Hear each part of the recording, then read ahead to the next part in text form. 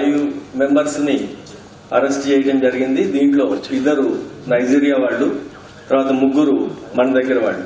ఈ 5 అరెస్ట్ చేసిన తర్వాత వాళ్ళ దగ్గర 199 grams కోకైన్, తర్వాత నైజీరియా వాళ్ళ పాస్పోర్ట్స్, 2 2-wheelers, 10 సెల్ ఫోన్స్ కూడా సీజ్ చేయడం జరిగింది.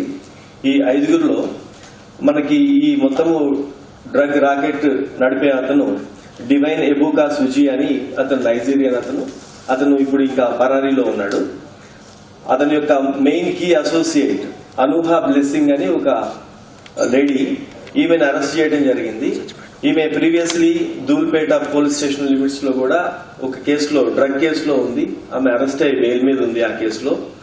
ఇప్పుడు ఆమెను ఇంట్రాగేట్ చేసిన తర్వాత వచ్చిన ఇన్ఫర్మేషన్ బట్టి చూస్తే 20 times ఇప్పటి వరకు ఆమె హైదరాబాద్ కి డ్రగ్స్ తీసుకొని వచ్చిందని అర్థమైంది.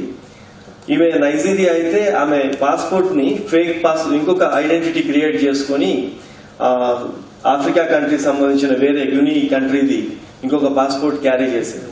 అదెందుకంటే ఇప్పుడు ఈ ట్రాన్స్పోర్టేషన్ మొత్తం కూడా డ్రగ్స్ క్యారీ దాంట్లో కూడా ఆ ఐడెంటిటీ ఎస్టాబ్లిష్ చేసి రేపు మొత్తం ఇదంతా అయిపోయిన తర్వాత మళ్ళీ వాళ్ళ కంట్రీకి వెళ్తే ఆమె క్లీన్ చిట్ గానే వెళ్లాలా. ఆమె ఒరిజినల్ ఐడెంటిటీ దాచిపెట్టుకోవడానికి ఇంకొక కంట్రీది కూడా ఫేక్ పాస్పోర్ట్ తీసుకొని ఈ ట్రావెలింగ్ చేస్తా ఉంది.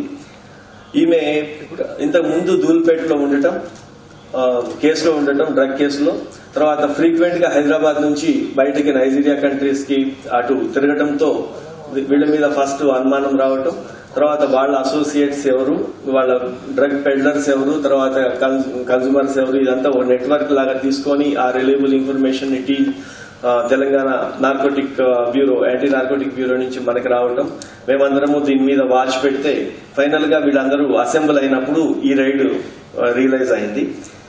ఈవెన్ ఇప్పుడు ఈ అనూహా బ్లెస్సింగ్ ని అరెస్ట్ చేయడం జరిగింది. దాంతోపాటు ఇంకొక కీ అసోసియేట్ ఉన్నాడు, ఎజెన్విలి ఫ్రాంకిల్ ఉచెన్నా అని.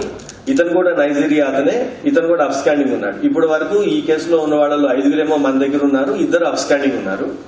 తర్వాత దొరికిన ఇంకొక నైజీరియన్ అజీజ్ నోహీమ్ ఒడిషాలా అని చెప్పి అతను కూడా నైజీరియా అతనే. ఇతను ఫస్ట్ మన దగ్గరికి ఇండియా వచ్చేటప్పుడు 2014లో స్టూడెంట్ వీసా అని చెప్పి తీసుకొని రావడం జరిగింది. ఉస్మానియా యూనివర్సిటీలో మనకి డీడీ పే చేసేటప్పుడు దాన్ని కూడా ఫేక్